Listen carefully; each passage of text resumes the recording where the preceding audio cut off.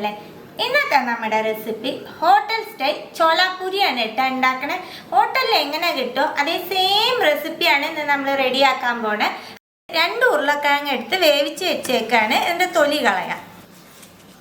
ചെറിയ പീസാക്കിയിട്ട് ഒരു ജാറിലേക്ക് ഇട്ട് കൊടുക്കാം. വെള്ളം ചേർക്കാണ്ട് നല്ല ഫൈനായിട്ട് അരച്ചെടുത്തിട്ട് വരാം.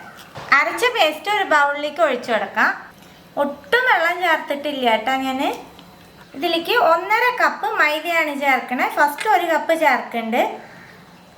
1/2 കപ്പും കൂടി.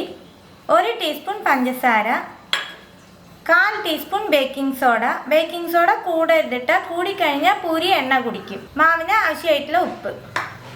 ഇപ്പം നമ്മൾ വെള്ളമൊന്നും ചേർക്കണ്ട. ഉരുളക്കിഴങ്ങിൻ്റെ പേസ്റ്റിൽ തന്നെ കുഴച്ച് നോക്കുക. കുഴഞ്ഞ് കിട്ടണില്ലെങ്കിൽ മാത്രം നമുക്ക് പാൽ ആഡ് ചെയ്താൽ മതിയിട്ടാ. 1 ടീസ്പൂൺ ഓയിൽ ചേർത്ത് കൊടുക്കാം.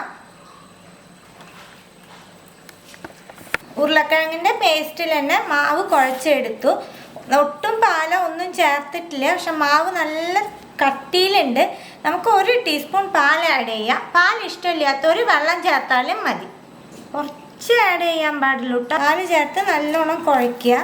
ശരിക്കും 1 ടീസ്പൂൺ അത്രേ പാൽ വേണ്ടി വന്നിട്ടുള്ളൂ. അത് നോക്കിയിട്ട് നിങ്ങൾ ചേർക്കണം.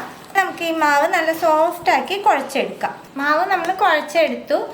1.5 കപ്പ് മാവിന് 1 ടീസ്പൂണാണ് കേട്ടോ പാൽ വേണ്ടി വന്നേക്കണേ. അപ്പോൾ പാലാണെങ്കിലും വെള്ളമാണെങ്കിലും എടുക്കുമ്പോൾ ശ്രദ്ധിക്കണം. ഇത്ര കട്ടി ഉണ്ടാവണം മാവിന്. പക്ഷെ നല്ല സോഫ്റ്റായിട്ടും ഉണ്ടാവണം മാവ്. ചിലർക്ക് ഉരുളക്കിഴങ്ങ് പേസ്റ്റിൽ തന്നെ കറക്റ്റായിരിക്കും മാവ് കുഴയ്ക്കാനായിട്ട്. അപ്പോൾ ഒന്നും ചേർക്കേണ്ട ആവശ്യമില്ല. തികയാണ്ട് വരുമ്പോൾ മാത്രമേ നമ്മൾ പാലോ വെള്ളം എന്തെങ്കിലും ചേർക്കേണ്ടി വരുള്ളൂ. ഇനി നമുക്ക് ഈ മാവ് 10 മിനിറ്റ് റെസ്റ്റ് ചെയ്യാനായിട്ട് മാറ്റി വെക്കാം. മുകളിൽ കുറച്ച് ഓയിൽ സ്പ്രെഡ് ചെയ്ത് കൊടുത്തിട്ട്.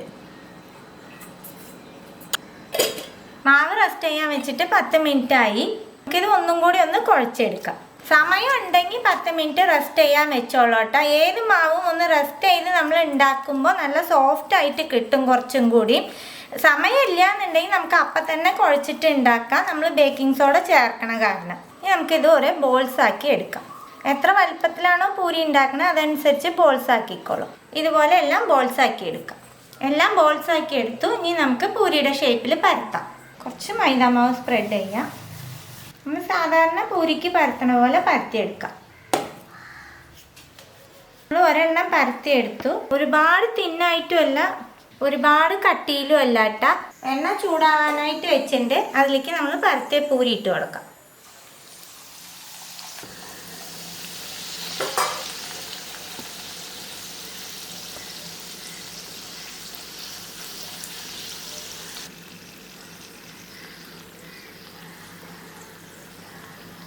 അപ്പം നമ്മളിട്ട പൂരി ഒരു ഭാഗം റെഡിയായി. നമുക്ക് മറിച്ചിട്ട് കൊടുക്കാം.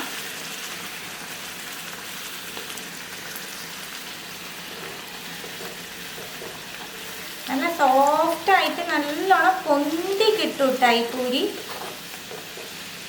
അടിഭാഗം റെഡിയായി. നമുക്ക് ഇതുപോലെ എല്ലാ പൂരിയും റെഡിയാക്കി എടുക്കാം. ചോലാപൂരി റെഡി ആയിട്ടാ. ഹോട്ടലിൽ എങ്ങനെ കിട്ടുമോ അത്രയും ടേസ്റ്റിലാണ് കേട്ടോ റെഡിയാക്കി എടുത്തേക്കണേ. അപ്പം ഇനി എല്ലാവരും വീട്ടിലും ഇതുപോലെ ട്രൈ ചെയ്ത് നോക്കണം. ട്രൈ ചെയ്ത് നിങ്ങളുടെ ഫീഡ്ബാക്കൊക്കെ അറിയിക്കുക. പുതിയ റെസിപ്പി ആയിട്ട് അടുത്ത വീഡിയോയിൽ കാണാം. See you. Bye.